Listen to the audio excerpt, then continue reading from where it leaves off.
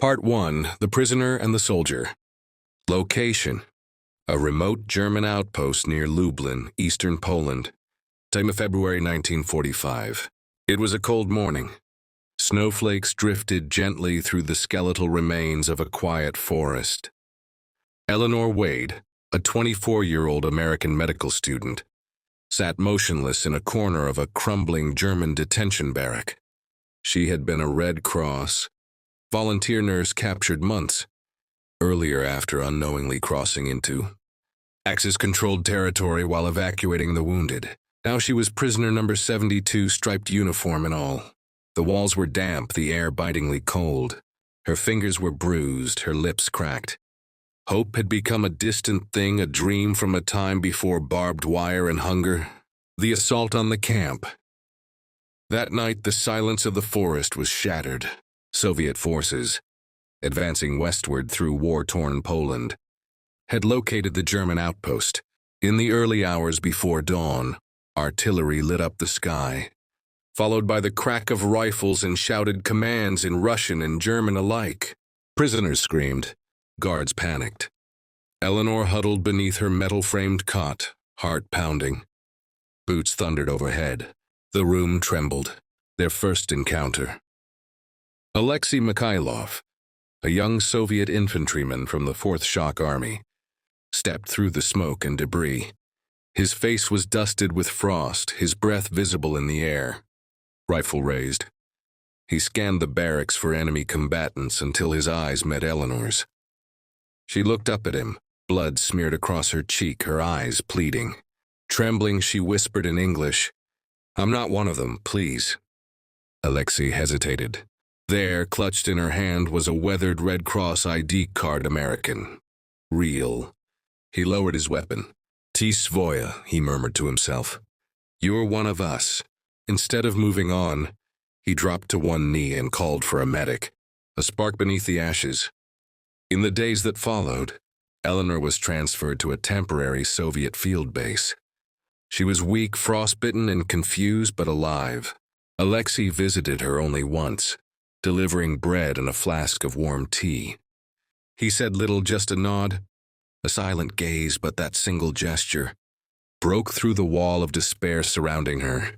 In a world where everything had been taken, kindness, unexpected, unspoken, became a rare and precious flame. The war still raged. The snow still fell.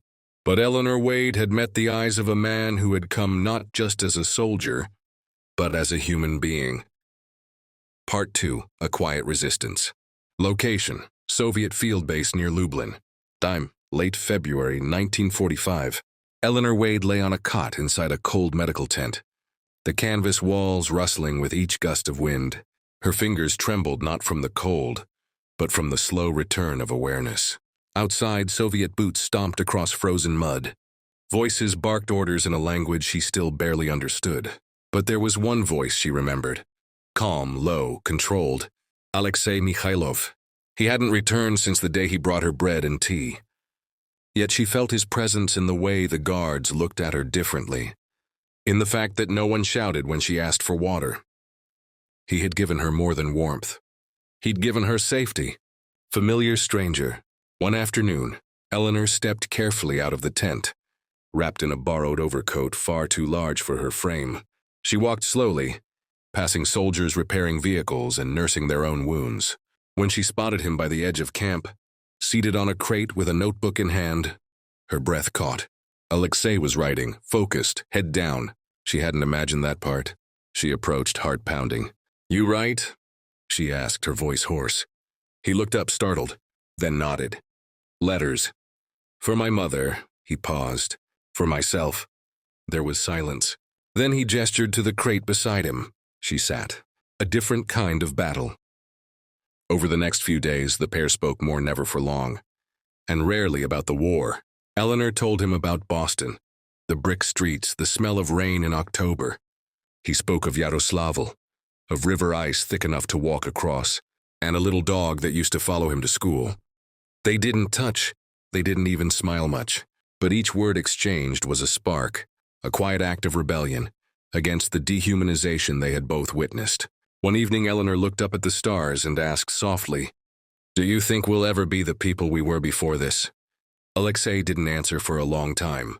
Then finally, in Russian, he murmured, "We already aren't, but maybe we could become something better." A turning point. That night, Soviet commanders issued orders.